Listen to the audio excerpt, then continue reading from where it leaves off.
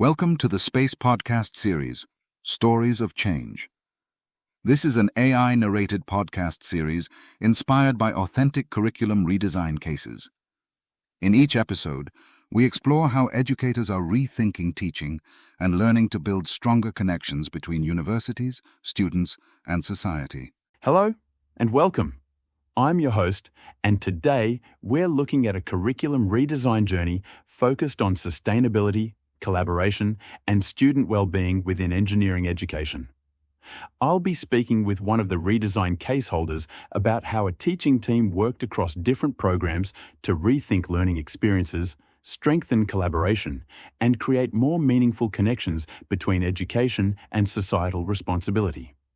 Curriculum redesign often sounds quite straightforward on paper. You define your goals, align courses, and move step by step towards innovation. Was that your experience? Not really. In practice, it was far more complex than that. The redesign involved several programs working together over the course of a year, and very quickly we realized that educational change is never just about course content or teaching methods. So what was the main ambition behind the redesign? We wanted to improve student well-being, encourage stronger collaboration across programs, and embed sustainability and social responsibility more meaningfully into engineering education.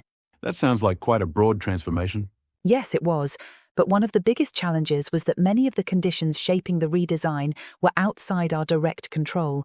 Timetables, academic calendars, classroom allocation, and workload all had a huge influence on what was realistically possible.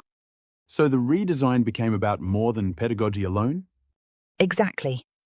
We realized quite quickly that curriculum redesign is also about negotiation, coordination, and the organizational structures that make educational change possible in the first place. And how did those ideas take shape in practice? Actually, one of the most visible examples was a faculty-wide sustainability project week, where around 270 bachelor students worked together in multidisciplinary teams on real-world sustainability challenges. The students prepared through self-study and online activities, and during the project week, they collaborated on societal and environmental issues, supported by coaching from master students. That sounds like a very collaborative and community-focused approach. Yes, very much so.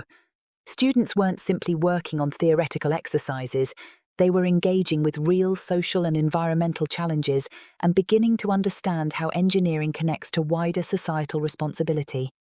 There was also an interesting co-creative element within one of the courses, wasn't there? Yes. In one course, students were invited to redesign parts of the learning experience themselves.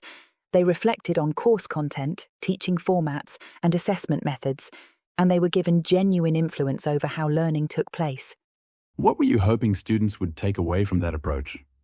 We hoped they would develop stronger critical thinking, collaboration skills, and a deeper sense of ownership over their learning. But interestingly, the redesign also changed the way colleagues worked together. Collaboration between teaching teams became a really important part of the process. So the redesign affected staff collaboration as much as student learning?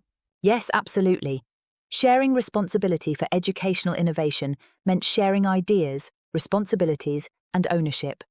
It created opportunities for much stronger coherence across programs, although it also brought its own challenges. What sort of challenges? One of the biggest was managing the organizational side of things. Innovative teaching approaches only really work when preparation is strong, communication is clear, and the curriculum allows enough time and space for meaningful participation. I imagine that's the kind of work people rarely notice. Exactly.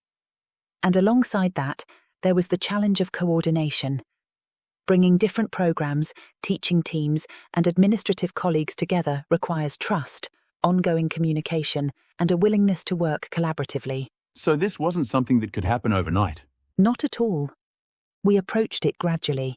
The redesign is still evolving, which has given us space to test ideas, refine activities, and adapt them to institutional realities as we move forward. And what difference do you think this makes for students in the long term?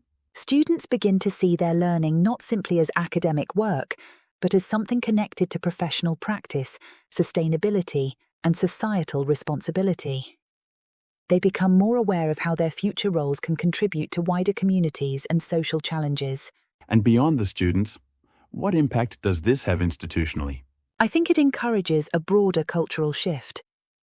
Educational innovation stops belonging to a single course or teaching team and becomes a shared responsibility across the curriculum and the wider institution. Finally, what would you say is the main lesson from this redesign journey? Probably that meaningful educational innovation doesn't come only from good ideas. It depends on the structures, relationships, and organizational conditions that support those ideas. And when collaboration, pedagogy, and institutional support begin to align, genuine transformation becomes possible. A thoughtful reminder that lasting educational change depends not only on innovation itself, but on the people and structures that make it possible. This story is based on real experiences from curriculum redesign projects run under the Erasmus Plus Space Project.